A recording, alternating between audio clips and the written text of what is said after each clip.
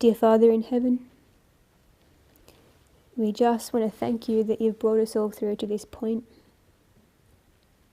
and we just want to do your will, and we just ask that we can have your help and your strength, and that you'll hide me behind your cross. I pray for everyone here, and I ask your Holy Spirit for each one, and we pray that we could do as you wish. Thank you. In Jesus' name, amen. So I think that we needed to start with a quick review of this last one, just for the camera, the audio. So basically, what we have is a framework that is built on the progress of the Ottomans, starting with the start of the First Woe and the Battle of Nicomedia, and tracking how they capture each of their cities. There are 3 cities that they capture from the Byzantines and make into capitals. And then around this basic framework, there are other interrelated events, but the main thing is that you'll see a corresponding event to do with the progression of how the Byzantines and the Catholic Church is relating to each other. So, so we start with the Battle of Nicomedia, and 27 years later, I think 27 is a very significant number when we're talking about the woes and probably more broadly as well. You come to the 6th of April 1326, when they capture their first city from the Byzantines. It's Bursa, and it becomes their first capital. And then in the same year, you have the marriage of Anna of Savoy. She was an Italian or French Catholic princess, and she was married to Andronicus III. He was the emperor. So in the year 1326. I haven't gone into any of the detail here, but what you have is her family having interactions with the young John V, who was her son and the next emperor. And he received a lot of military aid from her family, and also a lot of pressure from them to actually convert to Catholicism and try to unite the Byzantine Church with the Catholic Church. So the next step you have is that John V actually does convert, so he goes through with that commitment, and in the same year you have the Ottomans capturing the city of Adrianople, which was a very significant strategic city for the Byzantines. So they captured that, and it became the second Ottoman capital. We move along, and I'm not quite sure of the full significance of this yet, but I know that it was one of the last efforts of the allies of the Byzantines to try to address the expansion of the Ottomans in their area, and they were destroyed in 1439. And I think this lines up with the official church union which took place. This is quite a long time after John V. This is a few emperors down the track. But there was an official church union which took place in Italy, and it was a decree, and so that the nation essentially converted to Catholicism at a high level, but all the population just rejected the union. The emperors were never brave enough to actually proclaim this union, which was something that the popes really wanted. When the emperors were requesting help, they would put forward this problem that you haven't proclaimed the union yet. So that was actually done in 1452, and the same year you have Mehmed II, who was the new sultan and the one who actually conquered Constantinople. He began his siege preparations. That's when they started building forts and building those enormous cannons and all that type of thing. It happened in 1452. Finally, in quite a remarkable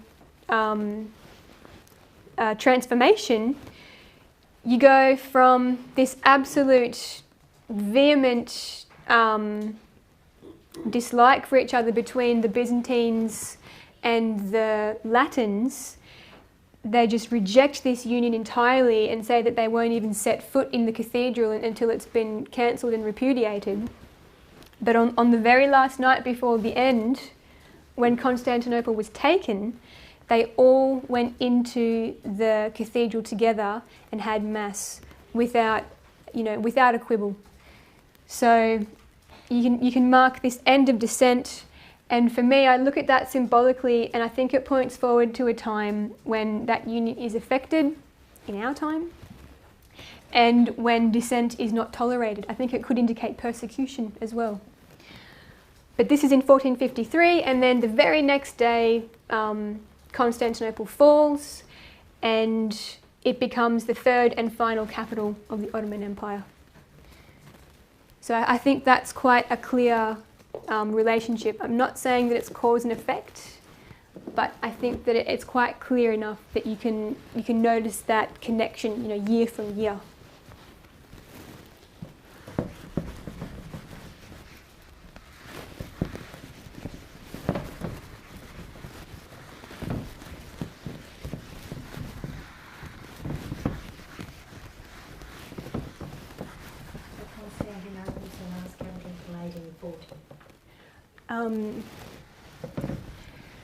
Well, I suppose, until the end of their... I think it's the capital of Turkey now.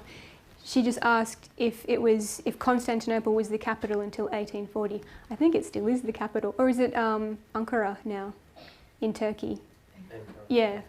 And it's still their city. It's still a major... it has such historical and cultural value. It's a big part of Turkish identity. So now what we're going to do is look at, we've kind of put the life of John V Palaeologus and this progression of his family essentially leading to the fall of Constantinople. We've sort of allowed those two to be the basis for what I'm going to do next, and that is look at all of the 7 thunders, the 7 emperors all the way through. So I hope I can do this fairly succinctly. And what we are ultimately going to be doing is lining these up with the 7 last kings of Judah. So first of all, I just need to explain how you actually determine the emperors, because over the course of the history of Byzantium, there were many, many emperors, and there were many, many co-emperors, and so we can't count them all as emperors, for a purpose like this. But what I've done is I have just gone with the way history determines it. And so history sorts the line of emperors by the emperors that achieved the status of sole emperor. So you had to be the sole emperor, you had to have full imperial command, you had to be in control of the empire to actually count in the line of emperors. There were lots of co-emperors with varying degrees of authority. Some were very, it's just a really symbolic thing, and others had more authority. But to track the actual 7 last emperors, what we're going to do is just allow ourselves to follow the same method that history uses, and it's just those that achieved sole emperor status. And there's really not that many individuals other than these 7 in that history anyway, so it's quite easy. The other thing I should mention is that having determined each of these individuals, that they qualify to be part of this 7 thunders for the fact that they were sole emperors, I found that once you'd established that and identified those individuals, you got more information from looking at their whole career as ruler even so. So these emperors did sometimes rule as co-emperors or as regents. That's in the place of the emperor who's gone on some sort of expedition or whatever.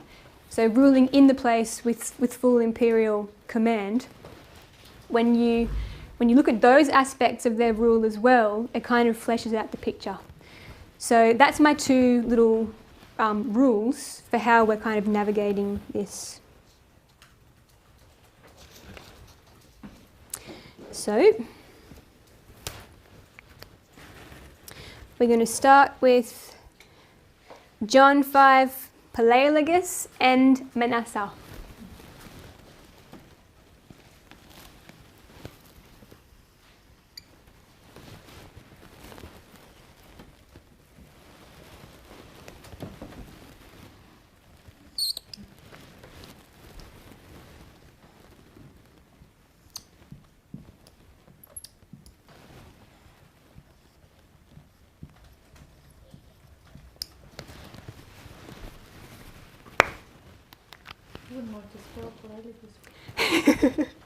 You know, there's about 5 ways to spell it.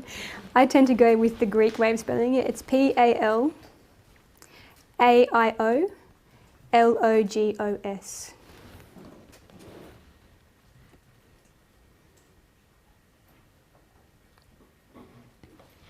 So you could probably pick up a bit earlier than this, but I've started with 2 Chronicles 33 verse 11.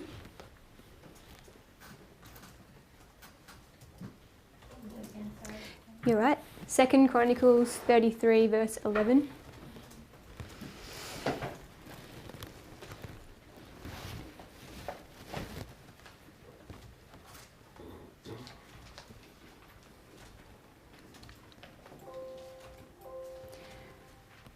Wherefore the Lord brought upon them, this is the armies of Judah.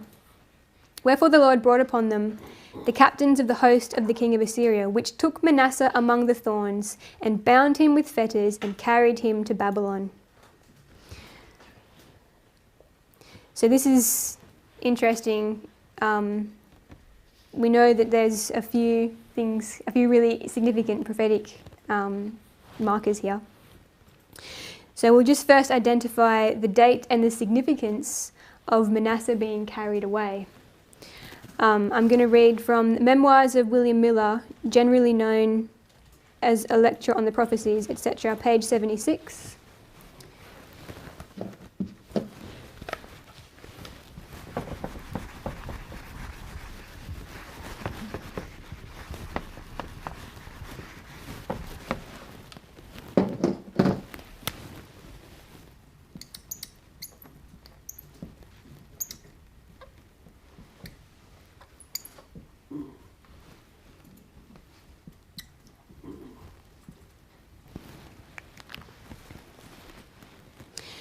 From a further study of the Scriptures, I concluded that the 7 times of Gentile supremacy must commence when the Jews ceased to be an independent nation, at the captivity of Manasseh, which the best chronologers assign to BC 677.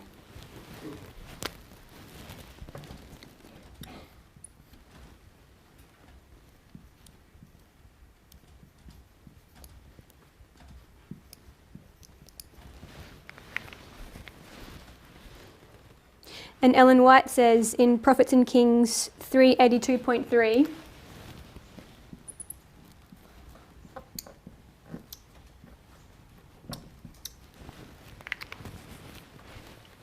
as an earnest of what would befall the people should they continue impenitent, the Lord permitted their king to be captured by a band of Assyrian soldiers, who bound him with fetters and carried him to Babylon, their temporary capital. This affliction brought the king to his senses. He besought the Lord his God, and humbled himself greatly before the God of his fathers, and prayed unto him. And he was entreated of him, and heard his supplication, and brought him again to Jerusalem, into his kingdom. Then Manasseh knew that the Lord, he was God. That's 2 Chronicles 33:11-13. But this repentance, remarkable though it was, came too late to save the kingdom from the corrupting influence of years of idolatrous practices. Many had stumbled and fallen, never again to rise.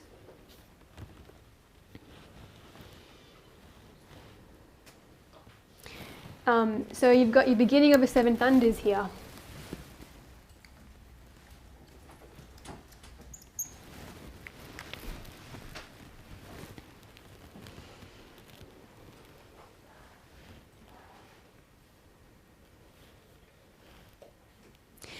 And then we have John 5 Paleologus.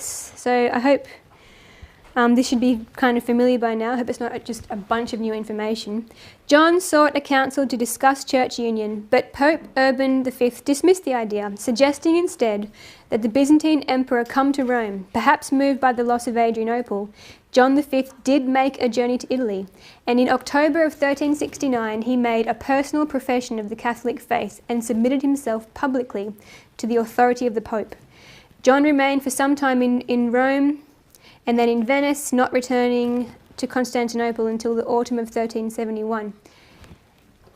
Unfortunately, the abasement of the emperor did not result in any aid from the West. So we have,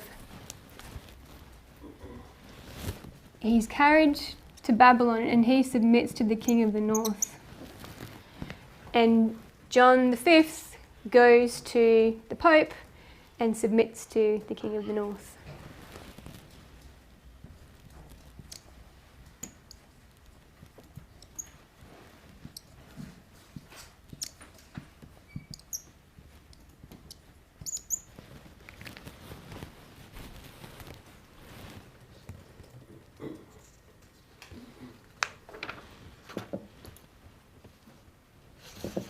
So we've read this quote already today. Remember when we spoke about how John V was compared to Constans II and also to Constantine the Great? The Pope himself made that comparison. And so he signed his confession of faith and sealed it with a golden seal, and it's still in the church archives to this day. So we've read the quote for that. And what he did was he publicly abjured the schism. So he publicly repudiated the fact that his own church was schismatic, had separated from the true church. So he's really selling out himself in a way in order to try to appease the king of the north.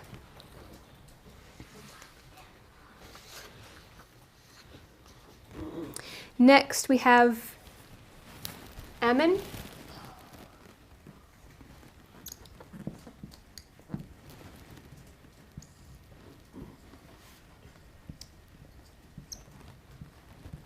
And John 6. So if you remember, we were talking this morning about how John the 6th had been put in place as the legitimate leader of the regency for John V when he was a minor. And so when he was actually deposed from that position, he actually went and declared himself emperor. So you kind of had this funny scenario where they were both emperor for a while, and then they kind of settled down into one was sole emperor and the other was co-emperor, and that continued for a while. And so anyway, he actually became emperor, this John V. And what we're going to mark in this history is conspiracy.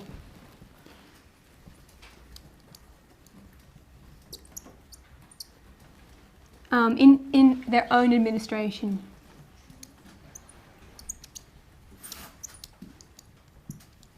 Conspiracy in own administration.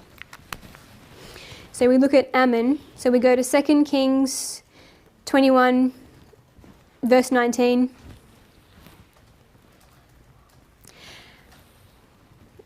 Ammon was 22 years old when he began to reign, and he reigned 2 years in Jerusalem. And then we'll drop down to verse 23.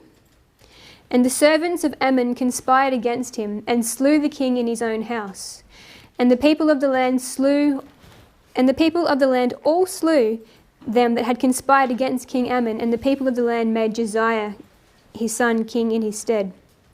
So we've already read this quote today as well. So this is when John the 6th, as the head of the regency, left to do some military duties. The storm broke in September 1341, when Cantacuzene left Constantinople to perform his military duties in Thrace. As soon as he was gone, his political opponents, led, bribed, or flattered by Alexius Apocaucus, whipped up support for the formation of a regency composed of the Patriarch, John Colicus, and the Empress Anna. The Patriarch needed no persuading that he was effectively its head. Anna was induced to sign an order for Cantacuzene to resign his command and disband his army. He remained convinced that the right was on his side. The issue was to be resolved by another round of civil war, more devastating in its consequences than any that the Byzantines had ever brought upon themselves. Apocaucus saw to it that Cantacuzene was denounced as a traitor, set upon seizing the throne for himself. His associates and the members of his own family were arrested and their property in Constantinople was seized. So Ammon was killed by his own servants.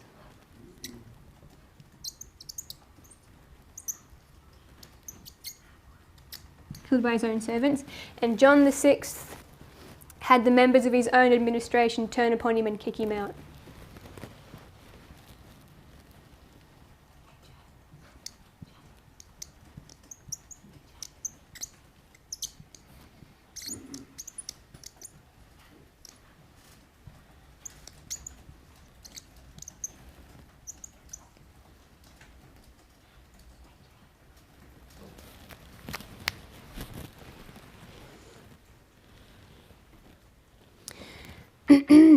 We have to come back and look at John VI again, because he's very interesting and quite important as well. So we're going to move on next to Josiah and Andronicus IV.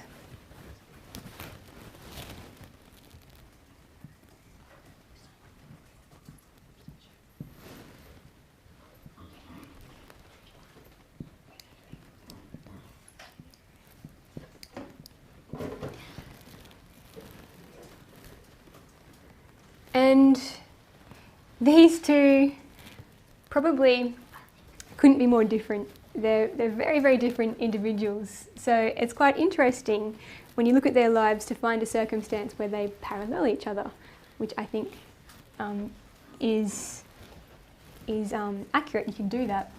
So these two are temple preservers.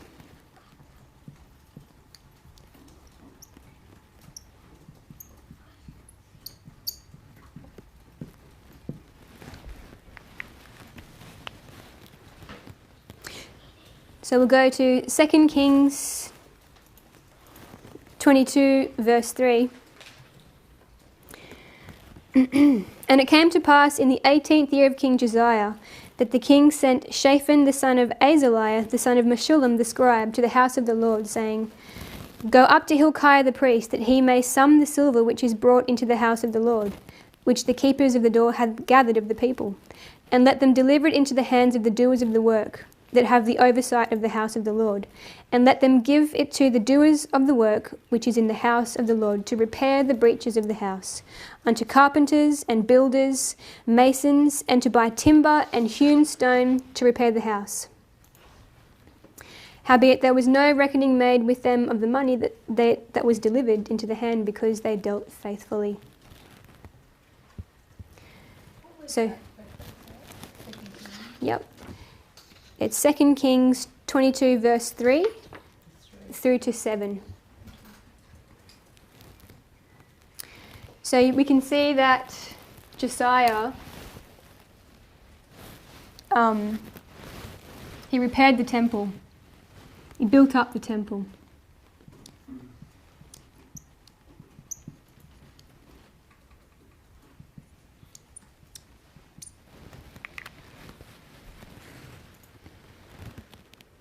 So now we look at Andronicus IV.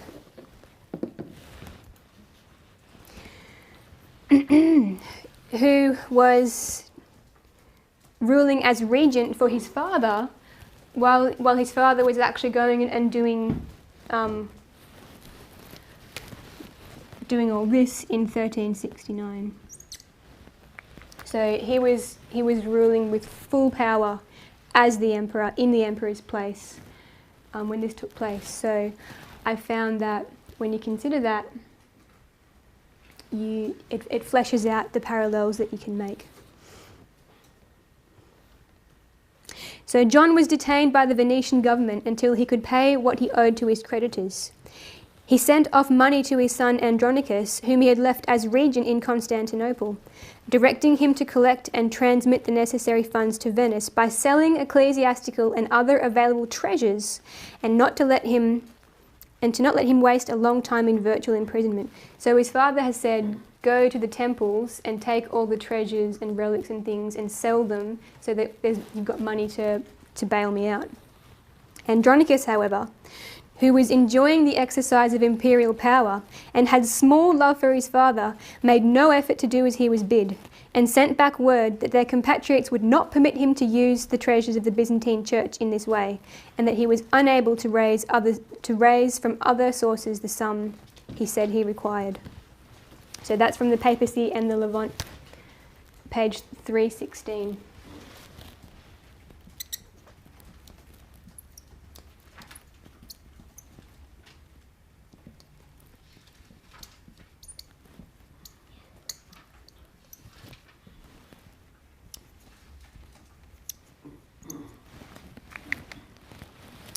So Andronicus would not allow the treasures to be taken from the temple. So he retained the treasures.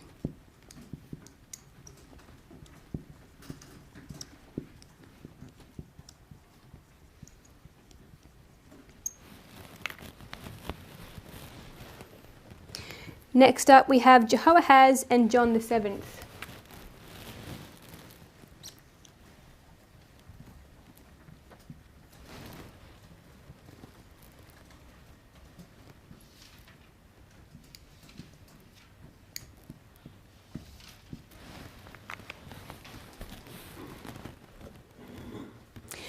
So we'll go to 2 Kings 23 verses 31. Verse 31 through to 33. Jehoahaz was 23 years old when he began to reign, and he reigned 3 months in Jerusalem. And his mother's name was Hamutal, the daughter of Jeremiah of Libnah. And he did that which was evil in the sight of the Lord, according to all that his fathers had done. And Pharaoh Necho put him in bands at Riblah in the land of Hamath, that he might not reign in Jerusalem, and put the land to tribute of 100 talents of silver and a talent of gold. So you can look at it in a simple way, a direct parallel. These two were both removed from the throne by another power. They were taken away from they had their authority taken away from them. So we can look at Jehoahaz, John the Seventh. When all the forces except the friars had left the Golden Gate fortress on foot, Emperor John fled out of the city, and Emperor Manuel took over the city again. In the year 6899, 1390, the 14th year of the induction, on Saturday the 17th of the month of September, Emperor Manuel Palaeologus, he was a co-emperor at this time, left the fortress of the Golden Gate with foot soldiers, and some mounted soldiers drove his nephew out of the city and took Constantinople. So that's from Russian travellers to Constantinople in the 14th and 15th centuries. I haven't got a page number for that reference. Russian travellers to Constantinople.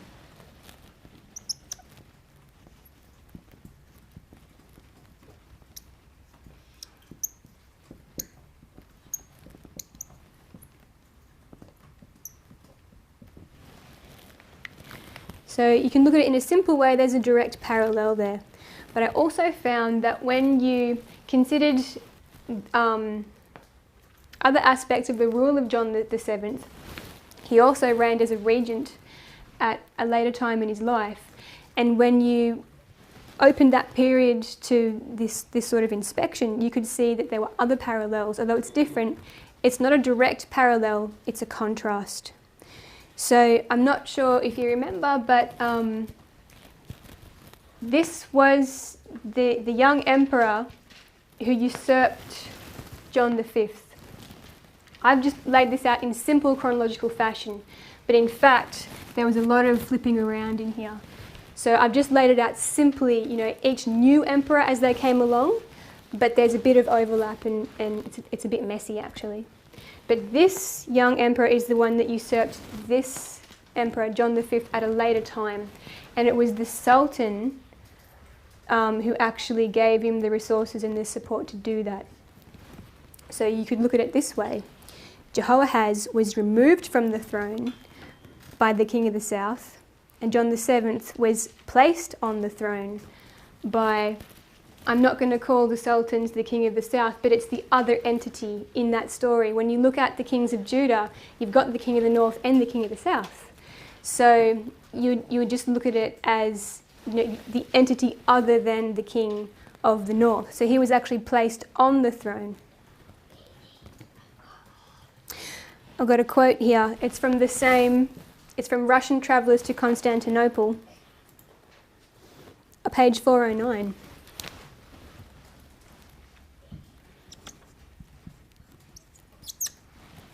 Actually, we'll go, that's a separate reference.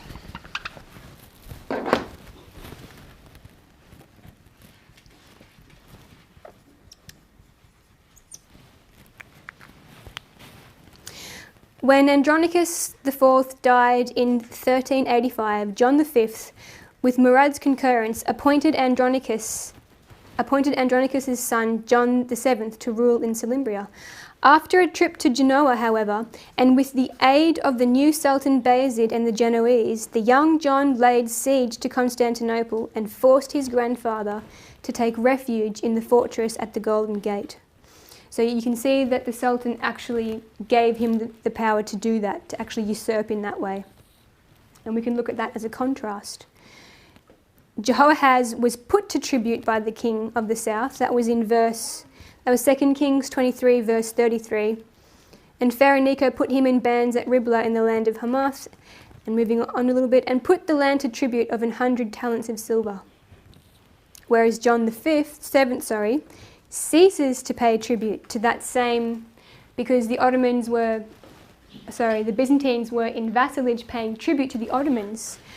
But there was a brief period there where the Ottomans were in trouble from other more powerful Islamic entities, and so it was a breather for the Byzantines, and they were actually able to negotiate that their tribute was removed. So John VII ceases paying tribute. Let's have a look.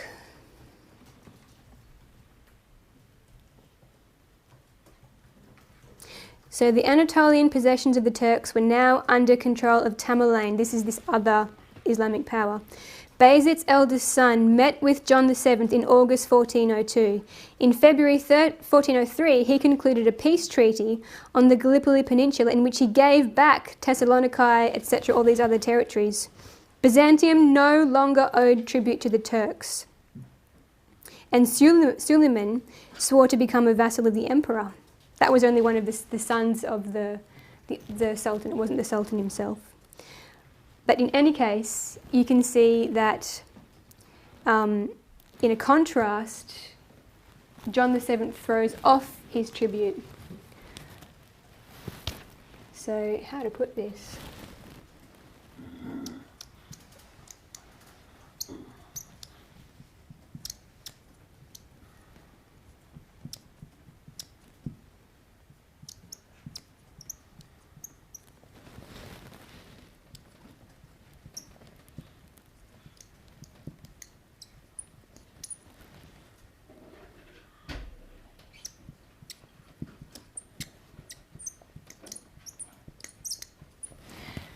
So Jehoahaz was removed from the throne and had his tribute imposed. John VII was set on the throne and had his tribute removed.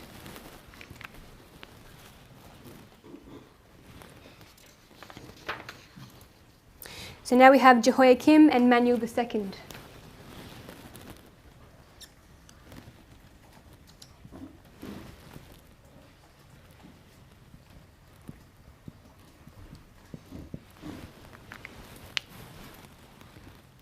And these two both made a trip to Rome, so to speak.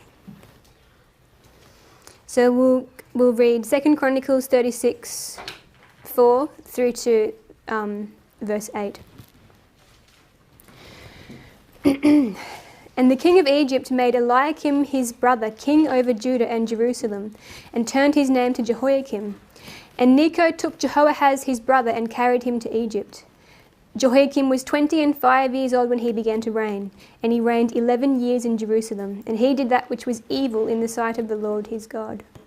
Against him came up Nebuchadnezzar king of Babylon, and bound him in fetters to carry him to Babylon. And Nebuchadnezzar also carried the vessels of the house of the Lord to Babylon, and put them in his temple at Babylon. Now the rest of the acts of Jehoiakim, and all his abominations which he did, and that were found in him, behold, they are written in the book of the kings of Israel and Judah. And Jehoiachin his son reigned in his stead. But we've got Jehoiakim also going to the king of the north.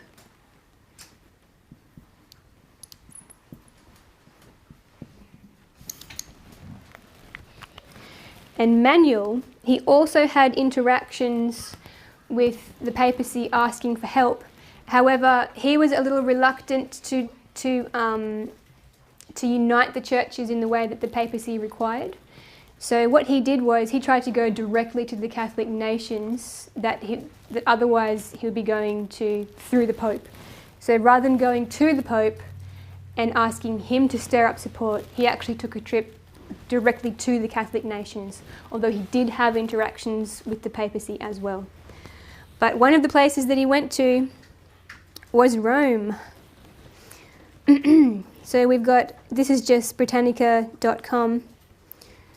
When the Turks overran Thessaly and the Peloponnese in 1396, Manuel made a journey to Western Europe to appeal for help against them. He was graciously received in Rome, Milan, London, and Paris. He stayed in the French city for 2 years. His visits did much to promote cultural ties between Byzantium and the West, i.e. the Catholic nations, but no military aid was forthcoming. So we can see symbolically that he made a trip to Rome. So Manuel II travels to Rome.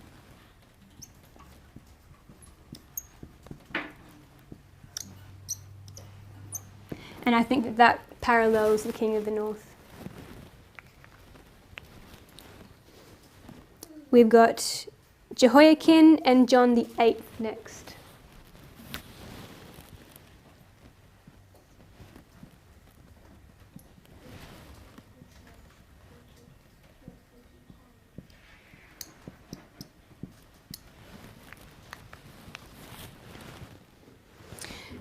So 2 Kings 24 verse 8.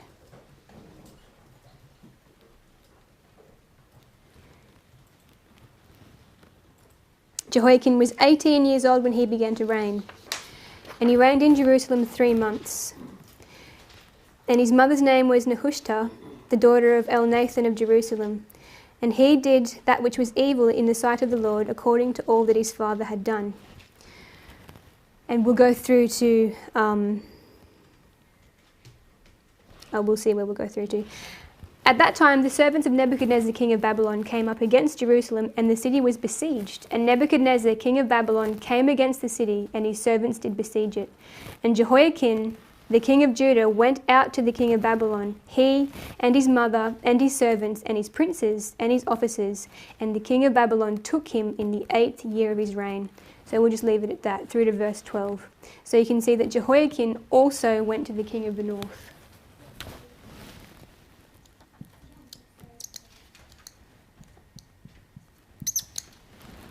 John VIII. He's next. So John VIII Palaeologus unites East and West churches at Council of Florence in 1439. So we'll just read a little bit about this council because it is quite important. So the Council of Ferrara Florence was an ecumenical council of the Roman Catholic Church in which the Latin and Greek churches tried to reach an agreement on their doctrinal differences and end the schism between them. The council ended in an agreed decree of reunion, but the reunion was short-lived. And what they mean by that is that it was still an official document that was in place all the way through to the end of the empire, but it lost support.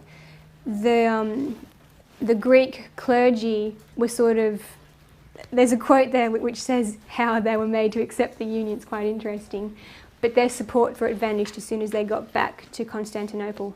However, it was still an official document because it was proclaimed a few years later, and it was in place to the very end. So it was short-lived in terms of the support that there was for it. The Greek delegation, numbering about 700, included the Patriarch of Constantinople, Joseph II, 20 metropolitans, and the Byzantine Emperor John VIII Palaeologus. And then it goes on to talk about the types of discussions that they had. They had issues with purgatory, with the Holy Spirit, with what type of bread they used. But really the main issue that they had was just a deep-seated and very long-lasting distrust and just a love of their own national pride. And that was really the main reason that they wouldn't unite. On 10 January 1439, the council, okay, we can skip that. The decree of union between the two groups was signed on July 6, 1439. After their return to Constantinople, many of the Greeks repudiated the union. Meanwhile, the Latins completed union agreements with certain other Eastern churches. I haven't looked into any of that. So we've got the Council of Florence. It's the union of the churches.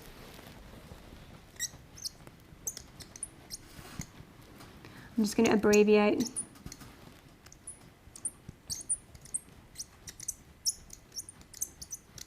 And that would be John VIII going to the King of the North.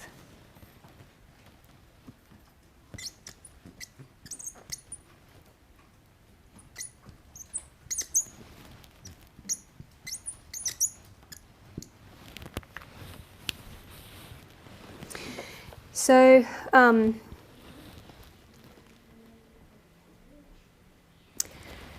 it's interesting, I just sort of making some very basic parallels between this and what we expect to happen in our own time, because I really just don't know quite how at the moment. But, one obvious parallel that we make is the joining of church and state and America becoming a Catholic country.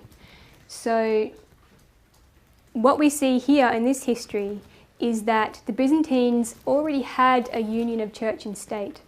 However, it was different than what you might expect.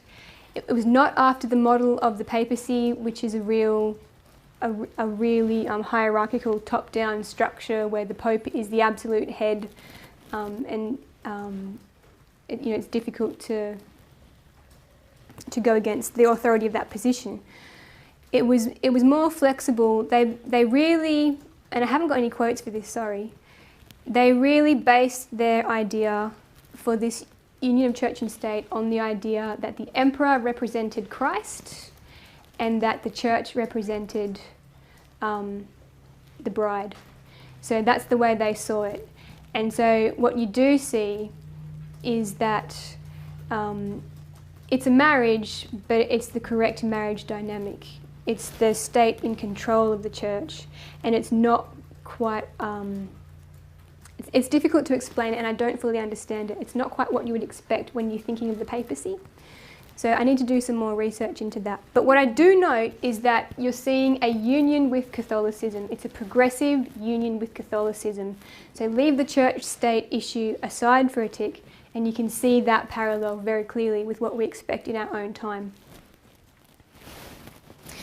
But having said that, you do really see that the Pope asserted himself quite emphatically over the Emperor in his office both as head of the church and head of the state. So we'll just have a little look at it.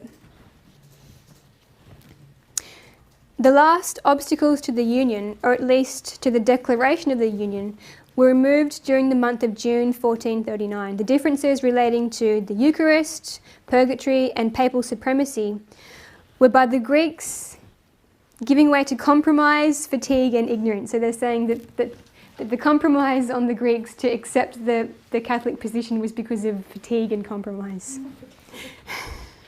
And the Latins contenting themselves with some measure of ambiguity and by not making too rigid issues of them.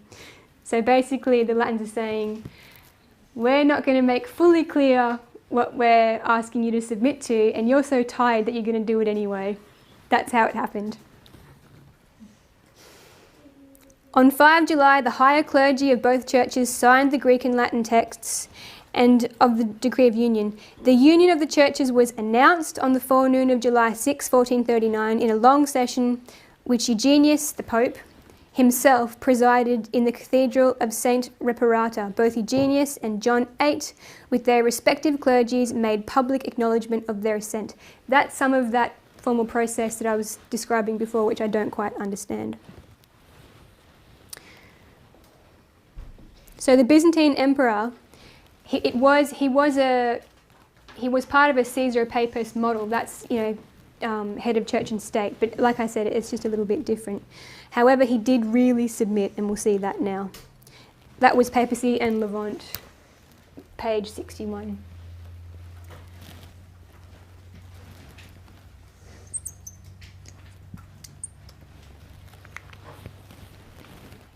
So here we have a little excerpt from the actual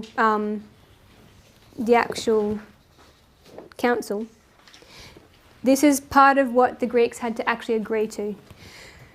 We also define that the Holy Apostolic See and the Roman Pontiff hold supremacy over the whole world, and the Roman Pontiff is the successor of the Blessed Peter, Prince of the Apostles, and that he is the true Vicar of Christ, the head of the whole church. It's interesting that he makes that distinction, head of the whole world and head of the whole church, because you could be generous and imagine that by saying head of the whole world, he's describing the church as it spreads over the world, But they've got that distinction, so that's interesting. The head of the whole church and the father and teacher of all Christians, and to him was committed in Blessed Peter the full power of tending, ruling and governing the whole church, as is contained also in the acts of the ecumenical councils in the sacred canons. Also, renewing the order of the other patriarchs which had been handed down in the canons, the Patriarch of Constantinople should be second after the most holy Roman Pontiff, etc. Goes through the rest of the ranks of the other churches. But you can see that they really had to accept the primacy of the papacy over their own church. So that was actually from the Council of Ferrara, Florence, 6 July 1439, and you can see that at papalencyclicals.net.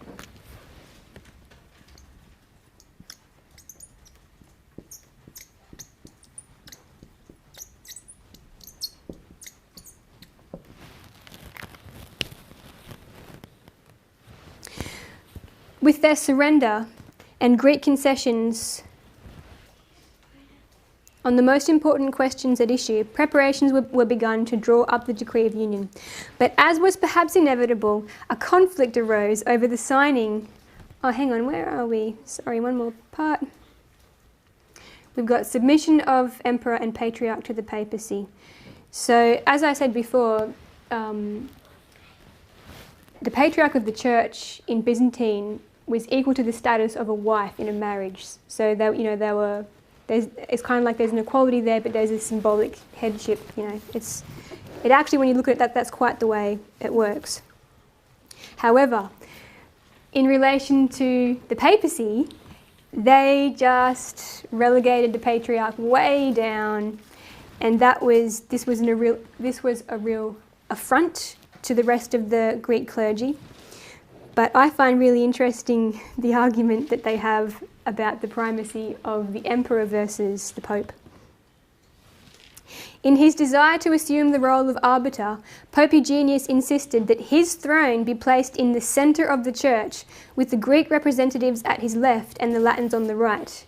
The Emperor John Palaeologus, however, considered this an infringement of imperial rights, for in accordance with Byzantine practice, it was the prerogative of the emperor as the vicar of God to preside over ecumenical councils. After a prolonged argument, a solution was achieved whereby, as the Greeks insisted, the papal throne was placed on the side of the Latins, but it was at the same time elevated above all others, including that of the emperor. Moreover, we won't have to go into that. So the Pope is determined to have his primacy demonstrated in some way. So here's the emperor trying to assert his own authority and say that he has the right to the right of the full dignity of his position, and the Pope is finding ways to make sure that it's clear that his position is lower than that of the Pope. It was perhaps inevitable that a conflict arose over even the signing of the document itself, for both Pope and Emperor claimed the honour of having their name inscribed at the beginning of the text. In true Western theocratic fashion, Eugenius affirmed the superiority of his rank to that of the Emperor, while John Palaeologus, in a last assertion of authority, maintained that, as from the time of Constantine it had been the imperial right to convoke synods, his name should take precedence. Before the desperate need of his capital for aid, however, the emperor gave way and the signing of the Horos began. So you can see how the Pope is really rubbing the emperor's nose in the fact that this union requires the acceptance of the papal supremacy, and that his rank is going to really drop because of this connection. So last of all, we have Zedekiah and Constantine the 11th.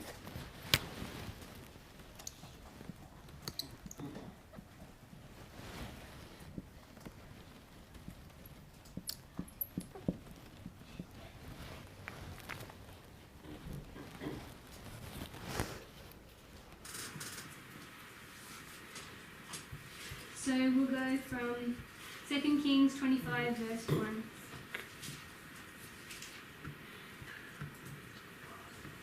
And we'll go through to verse 6. And it came to pass in the 9th year of his reign, in the 10th month, in the 10th day of the month, that Nebuchadnezzar king of Babylon came, he and all his hosts, against Jerusalem, and pitched against it, and they built forts against it round about. And the city was besieged unto the 11th year of King Zedekiah. And on the 9th day of the 4th month the famine prevailed in the city, and there was no bread for the people of the land. And the city was broken up, and all the men of war fled by night by the way of the gate between two walls, which is the king's garden. And let's just drop down to verse 6. So they took the king and brought him up to the king of Babylon to Riblah, and they gave judgment to him. And so Zedekiah was also taken by the king of the north.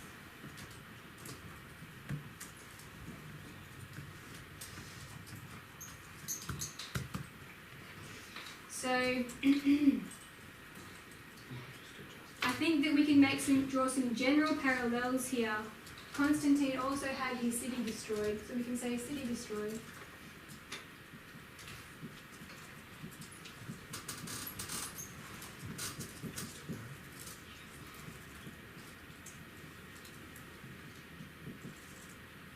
However, there is a little quirk here at the end, and I'm not sure that I understand it. When you track the king of the north here, you start with Manasseh, and it goes, everyone's seen the studies on Leviticus 26, and you've got these 4 interactions with the king of the north, and it's the king of the north who takes the king and destroys the city. However, when we come to this line, you can see that it lines up here, king of the north, king of the north, king of the north, but here it is not the king of the north that destroys the city. So, we have a little quirk here, and I'm not sure why. However, based on the strength of the rest of the parallels, I'm not really worried about it, I just would like to understand it. But in this history, it's the other entity that actually destroys the city.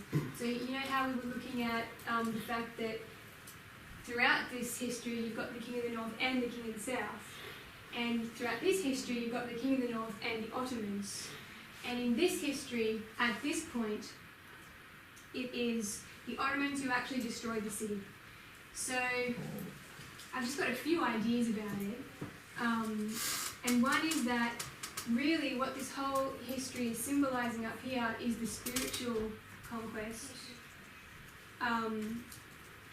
You know, we don't actually expect the papacy to come and capture, you know, physically capture and destroy cities. It's a symbol of this spiritual conquest. Whereas with Islam, you know, we do expect actual physical violence, you know, and destruction. It's not an issue, it's not out of place, because you also have, it still marks the Sunday law, because you also have this other 7 thunders, which I haven't touched at all, which is the 7 Ottoman sultans from 1299. So we can put that, we'll put it here.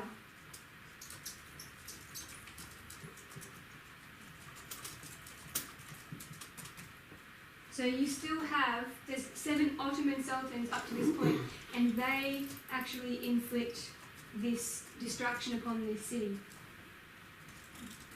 But I kind of wonder if perhaps, if we consider what this line is teaching us, that it is a symbol of spiritual conquest, and you see down here quite clearly that it's a literal spiritual conquest.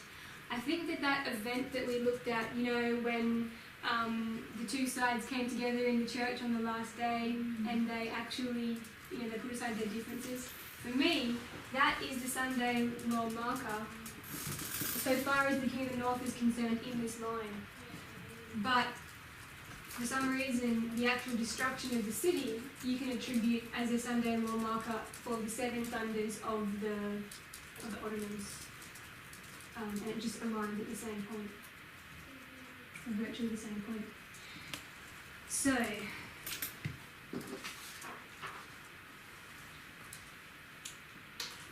I'm sure everyone is familiar with the 7 thunders studies, where you can line up the waymarks with the names of the 7 kings. So I think that you can pretty well, obviously we're not linking these with the names, we're linking them with parallels and events of their lives. But I think that you can still identify the same waymarks. If you remember, John V, he had a time of the end associated with him on 2 counts, which is quite interesting. From 1299 to the point where he began to reign, it was 42 years, which is a 1260, so that's the time of the end. And then from 1299 to the point where he actually converted in 1369, that was 70 years. So I think that you can also mark another time of the end, which we can put on a line in a different way. But so we've got time of the end here on 2 counts, so we can put time of the end. With Ammon, it's the increase of knowledge. I'm not really so sure about this one yet, but what I do know is that while we put these 2 separately chronologically, they virtually reigned simultaneously for a lot of their career, and John was a child, so you could kind of mark, you know, since this is kind of like a parallel reign, you can mark an increase in knowledge as a child grows in that history. But I'm not really sure about that yet. Josiah is the foundation.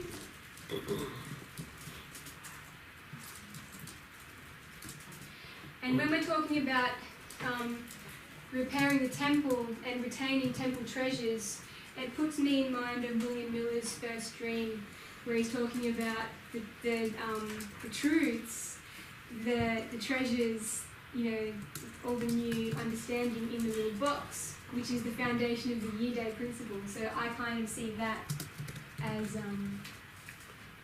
we can relate it to William Miller's dream in the year day principle.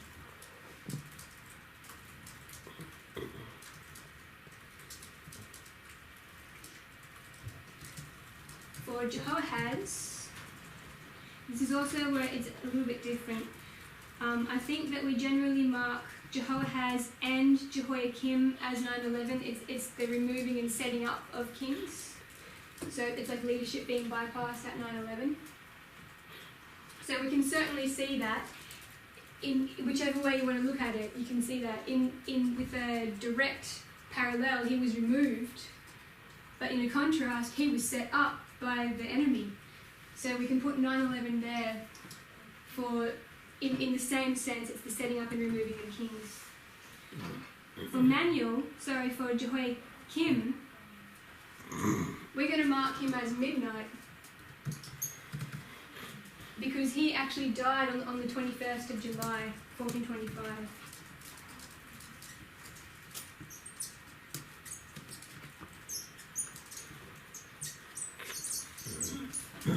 So I'm going to mark him as midnight.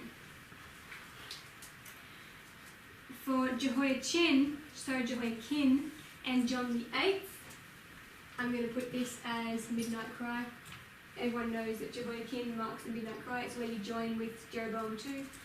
It's a midnight cry. And I also think that it lines up very nicely that you have the Council of Florence, which is the union of the churches, which is the conversion of the entire nation to Catholicism. So you expect to find that at the midnight cry.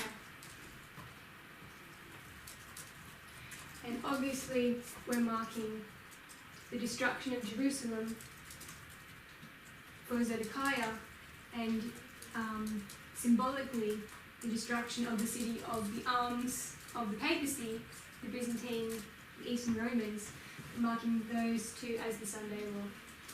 So I think it ties in quite nicely in a number of ways with what's already been established.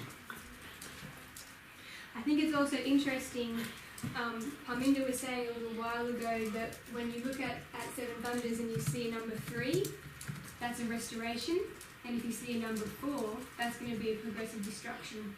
So you can note 1, 2, 3, 4 Johns in this history. So I think that that is indicative of a progressive destruction.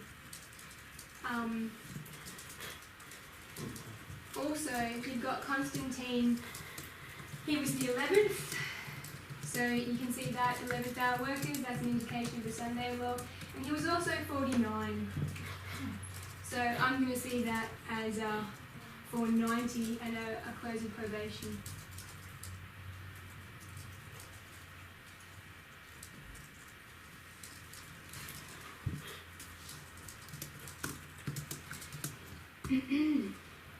So that is that part finished. I'm going to rub it out now, and we're going to look at something a little different. If everyone's okay, so that's being rubbed out. You want to take photos?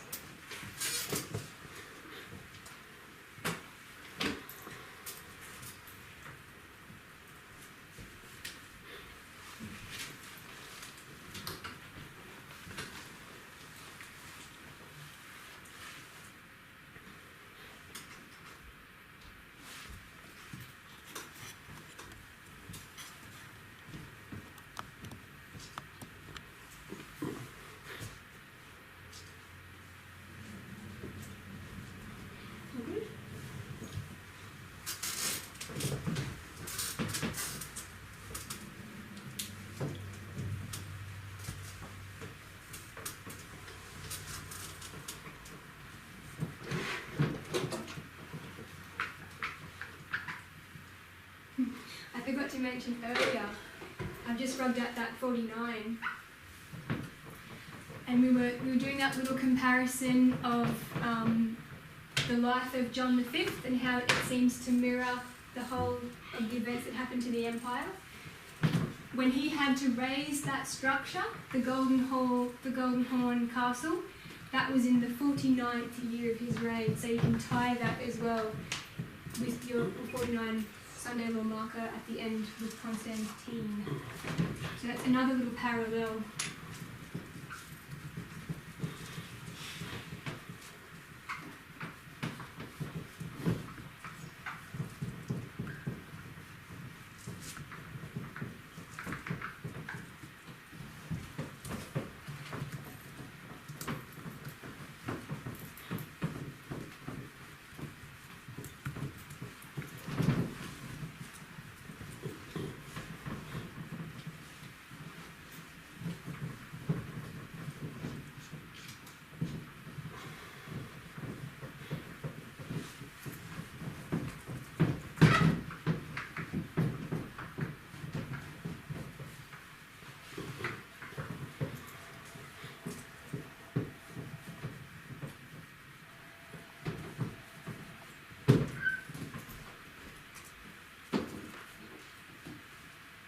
So,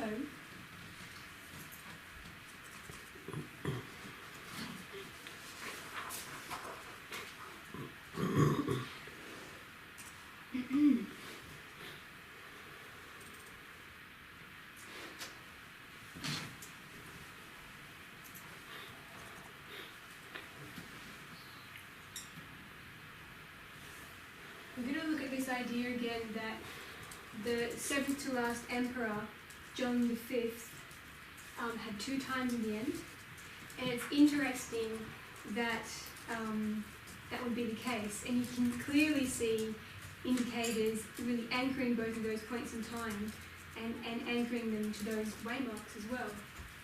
So you've got his 42 here.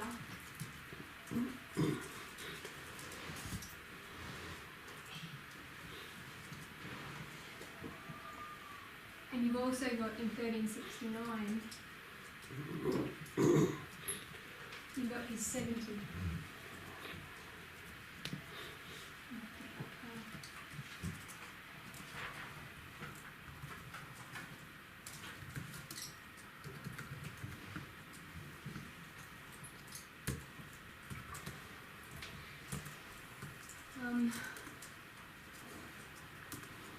So a while ago, I found, quite by accident, that when you add up the reigns of the first 7 kings of Israel, you come to a total of 84 years and 7 days. And if you want the references I've got from here, you've got Jeroboam, who reigned for 22 years. That's 1 Kings 14, verse 20. Nadab, 2 years. 1 Kings 15:25. Baasha, 24 years. 1 Kings 15:33. Elah, 2 years. 1 Kings 16, verse 8. Zimri, 7 days. 1 Kings 16, verse 15. Omri, 12 years. 1 Kings 16, verse 23. And Ahab, 22 years. 1 Kings 16:29. And there's one of those little parallels that I was mentioning. You've got the first of these 7 kings reigns for 22 years, and the last of these 7 kings reigns for 22 years. You remember that I was talking about the first Constantine, Manasseh, was compared to Constantine, 2 different Constantines, and then, of course, at the end we have a literal Constantine. So I've often wondered quite what to do with this total of 84 years and 7 days, wondering about inclusive reckoning and whether you can separate these 2 symbols or whether you have to regard them together, and I'm still not really sure what to do with it. However, when you look at 84 years and you look on the chart, you've got 84 in the way the 2520 is computed. So 84 times 30 is 2520 days. So you can see that it is connected to the 2520, and it's clearly connected with the 7 thunders. So I kind of wonder if perhaps we're being given parallel symbols. 84 is being shown to be an equivalent of 7, because you've got 7 days, goes to 7 years, 2520. So that's kind of what I am thinking that might be, although I'm really not sure. I'm quite open to being corrected. And there's also another instance of an 84 being joined with a 7. If you go to Luke chapter 2, verses 36 and 37. And there was one Anna, a prophetess, the daughter of Phanuel of the tribe of Asher, and she was of a great age, and had lived with her husband 7 years from her virginity. So she was married for 7 years and then her husband died, is what I'm understanding that to mean. Verse 37. And she was a widow of about 84 years. That's 84 years. Which departed not from the temple, but served God with fastings and prayers night and day.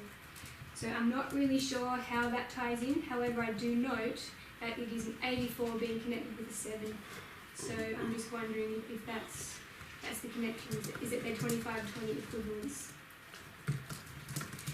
So we've got our first 7 kings of Israel.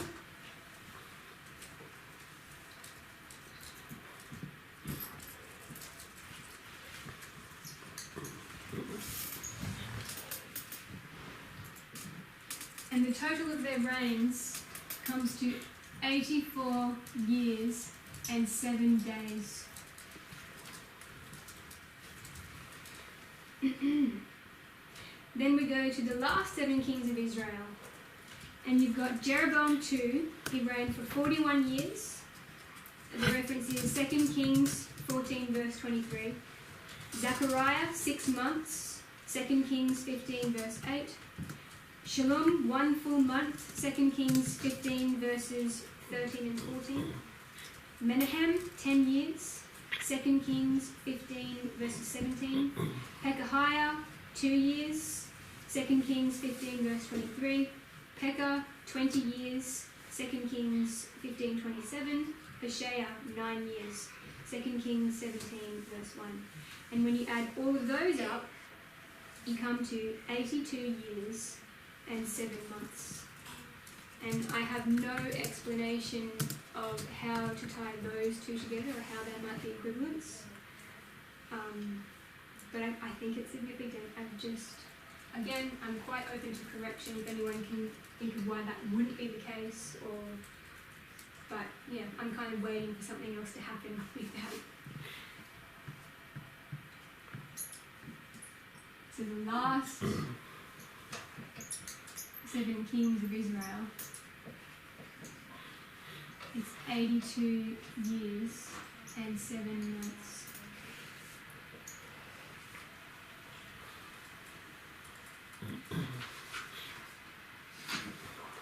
So I'm not going to read the quote. We know all about when John V converts to Catholicism in this year.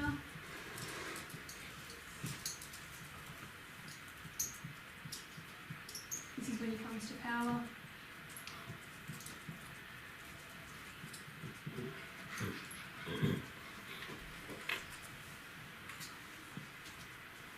Interestingly, there is another aspect of this submission that he first makes. I really feel that he parallels Manasseh when he makes this, he initiates this,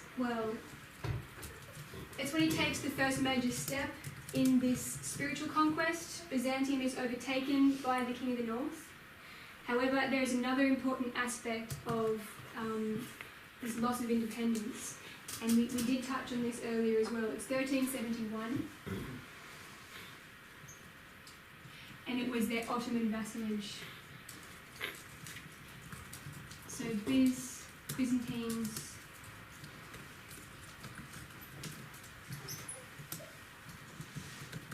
go into vassalage to the Ottomans in that year. And we have a quote here that I will read. This is from A History of Byzantium, page 318.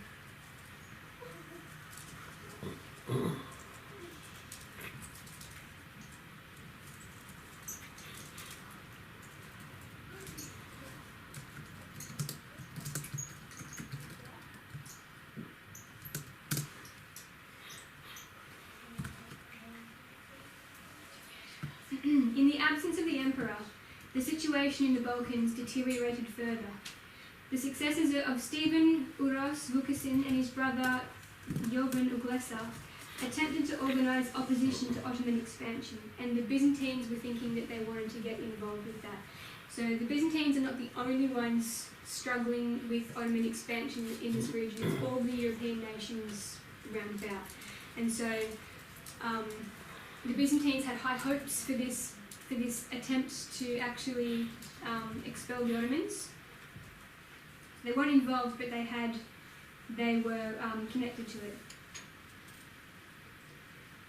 And on 26 September 1371, about a month before John V's return, the Serbs confronted the Ottoman army at the Maritsa River near Chernomen. The Serbian forces were annihilated, and the whole of the southern Balkans lay open to the Ottomans.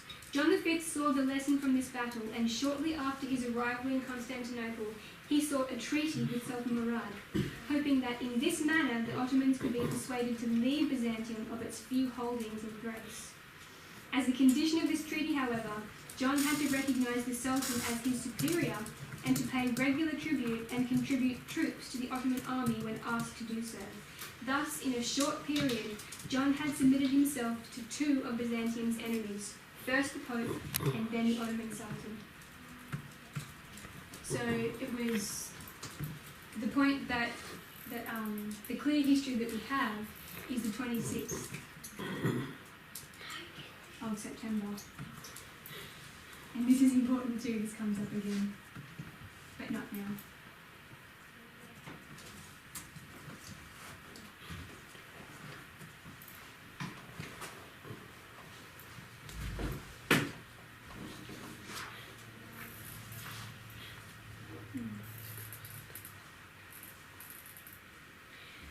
So now we have the 7 last kings of Judah, which we just looked at and we just compared with the 7 kings of Byzantium.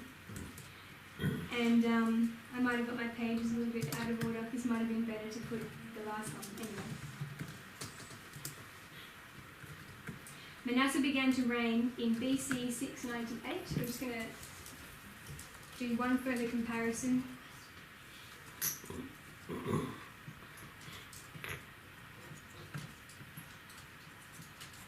698 BC.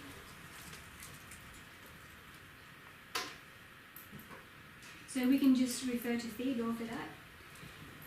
This is that document that he has called Bible Chronology. Usher places Manasseh's first year as 698. William Miller does, because you work back from 677, which is the 22nd year of Manasseh's reign. So you work back and you arrive at 698 BC. And they ended so Zedekiah was carried away in 586 BC, and this is a period of 112 years.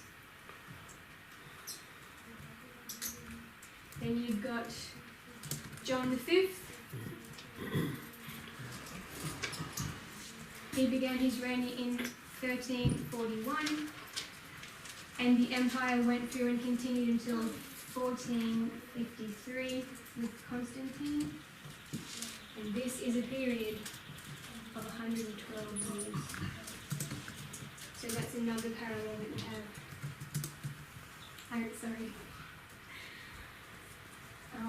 And this is something that I've only managed to find since watching Theodore's presentations, because when you do the same as we have done with these ones and add up their reigns, you come to this amount. However, it's only symbolic, because in actuality, if you could find the first year that they reigned and the last year that they reigned, you probably find that it's a bit longer, if that makes sense, because there are probably little gaps between when kings actually came to power and that type of thing. When you do the same, when you do this with the kings of Judah, what you get is 110 years and 6 months. And I think that is symbolic also, because there are other 110s in the Bible, which I'm not going into. But it's interesting when you actually find the literal duration. So Manasseh came to power in 698 BC, and Zedekiah was carried away in 586 BC. It's 112 years. That fills you in for what you miss when you're only counting their literal reigns, and then you get the same period of time. I think that's amazing.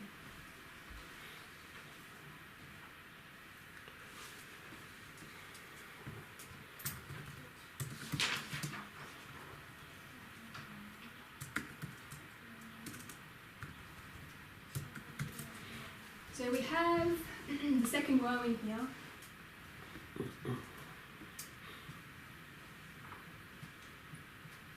And we're just going to compress it a little bit.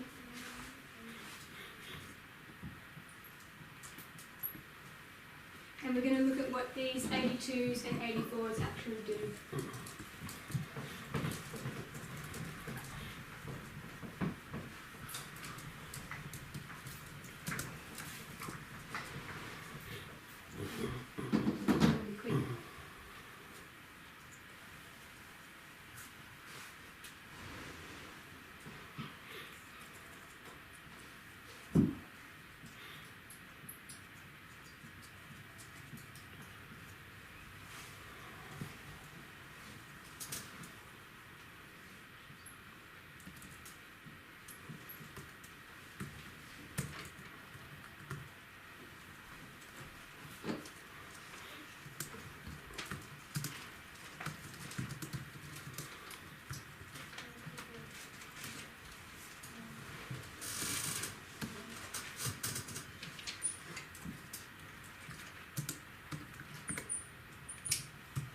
It's a little bit out of proportion.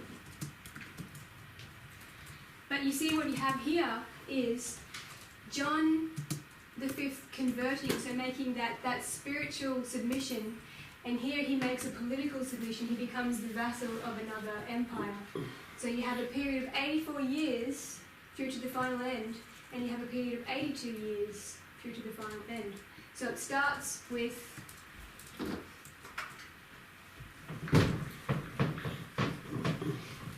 spiritual, and then moves to political.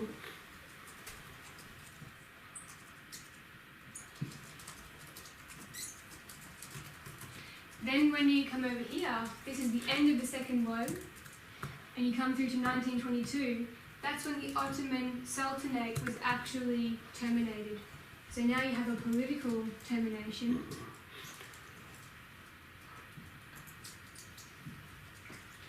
And in 1924, you have the Caliphate being terminated. Now the Caliphate, I'm sorry I haven't got any quotes at the moment, is the aspect of a sultan's role in which he is the spiritual head of the entirety of Islam. So he's the spiritual head. It's kind of like the Muslim Pope in a way. I mean, you could make that parallel.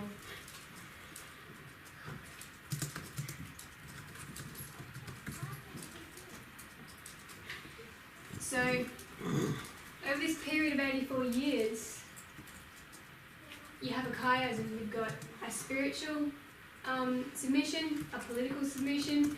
When you flip it and reflect it the other way, obviously, if you start at the beginning of a process, chiastically, you're going to have to flip it to get to the end of a process.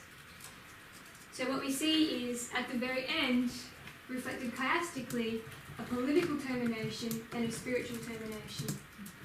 And so I like what this allows us to do, because people like to point at 1840 and say that Josiah Lich was wrong, the Ottoman Empire was not destroyed, it continued for 84 years, and for me, that's perfect because it's part of the prophecy anyway.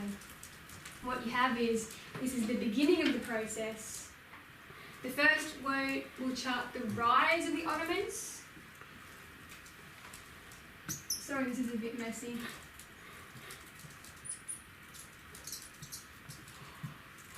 The second woe charts the power of the Ottomans and the beginning of their decline. And this second part of the chiasm takes you through to the end, the absolute end of the Ottoman Empire. So, this structure actually encompasses every aspect of the Ottoman Empire. And so we're not really marking the end here. What we're marking is the beginning of the end. And then it continues and it goes all the way through. Interestingly, and I won't go into too much detail because I think we need to stop soon, but there are 7 Ottoman sultans that reign from this point to this point. Technically, the last is not a sultan, he's a caliph, but he's still the Lion of Ottoman, and he's still exercising an office that was the sultan's. So you've got a certain continuity from here through to here. You have 7 sultans.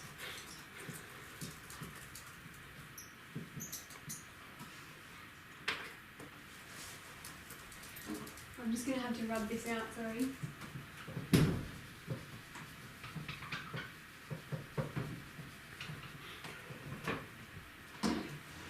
And now I come to this funny little quirk where you've got 2 times at the end. You've got this one here, which starts the 112-year time period, which matches up with the kings of Judah and their 112-year time period.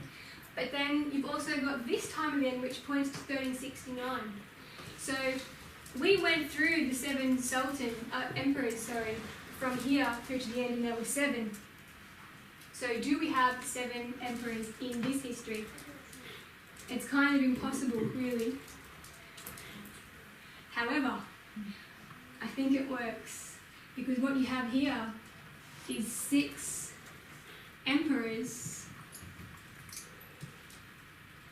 but that very interesting individual that I was talking about, John VI, he was quite a remarkable person. He was an intellectual, he was a theologian, he was a very good statesman and politician.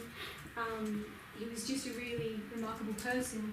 And when he actually resigned in order that John V could assume his role as the sole emperor, because John VI had been such an interesting and exceptional person, he was actually ascribed an honorific title of emperor. So throughout the remainder of his life, and he became a monk, and he wrote books and histories, and he was an ambassador. He worked for the emperor. He was also what they call a grey eminence. That means the power behind the throne. So he was actually involved in the affairs, in the political and the ecclesiastical affairs, in a kind of a shadowy way, if you like, just a behind-the-scenes way. But interestingly, he was called the Emperor Monk, and this is not a historically imposed perspective. He was called this for the remainder of his life. And I'm just going to try and find a few quotes.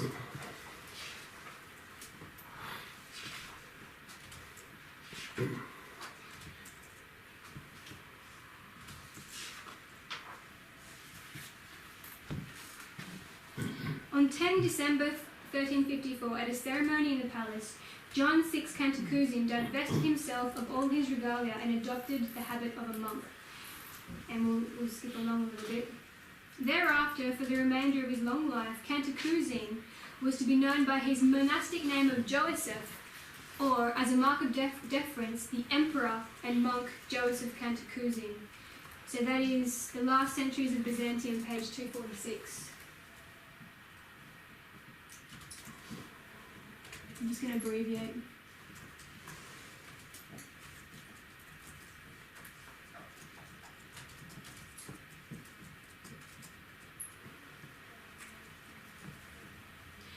Joseph the monk returned to Constantinople in 1362. He was certainly there in April of the following year when the envoys from the Emperor of Trebizond were in the capital.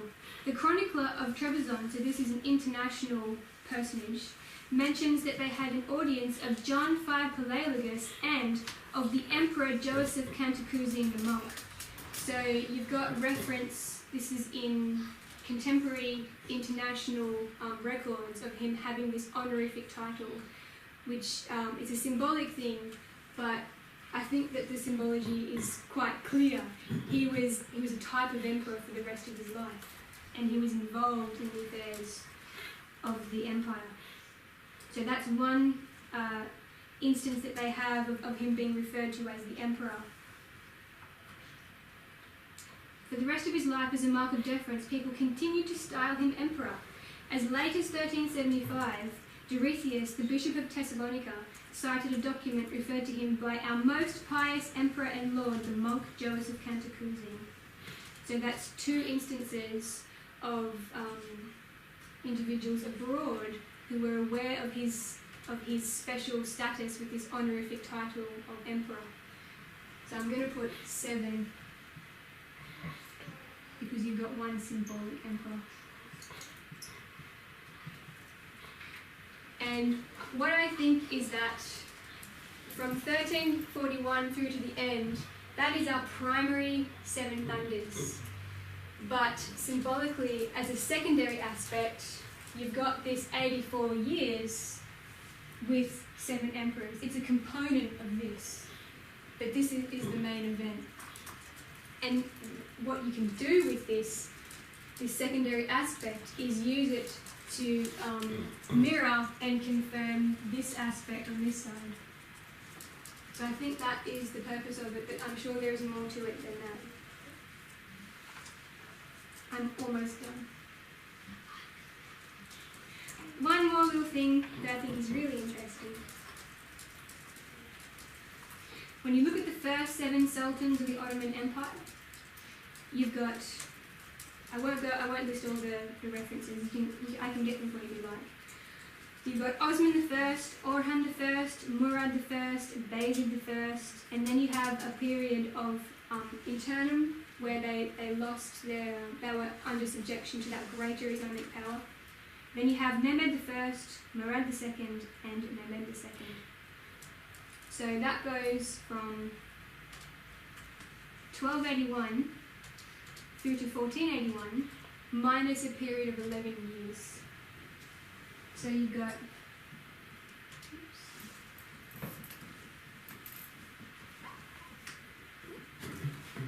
1481 minus 1281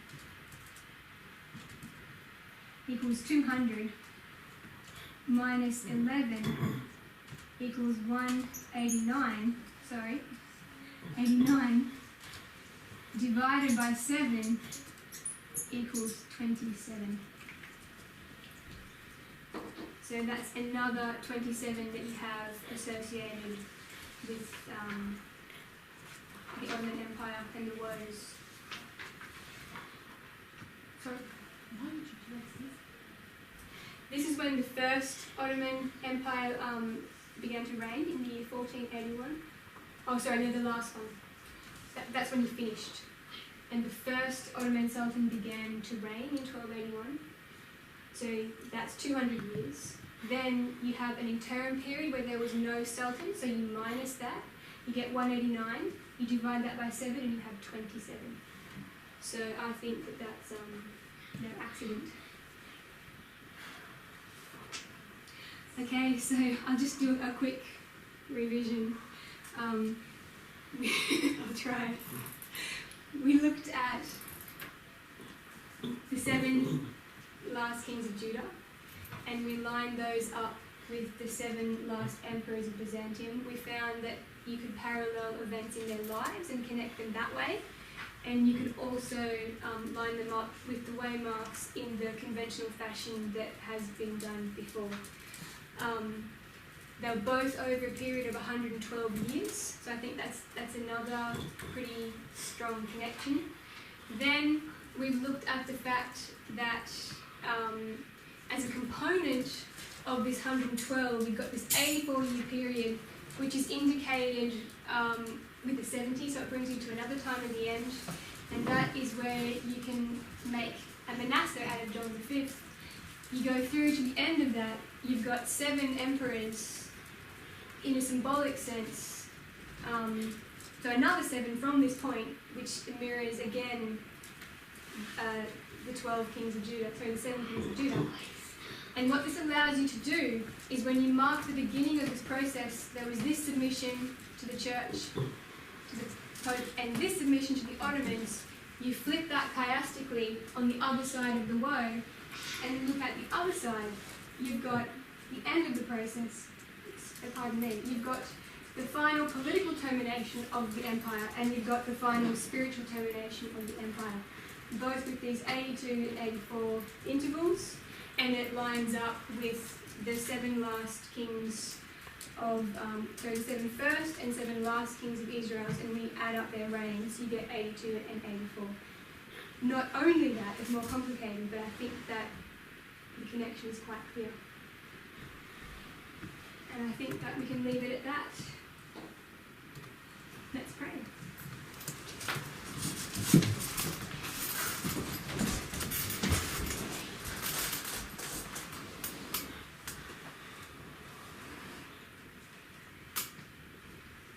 Dear Father in heaven, we thank you that you've brought us through to this point, and we thank you for your Sabbath, and we know that we get a double blessing on our Sabbath.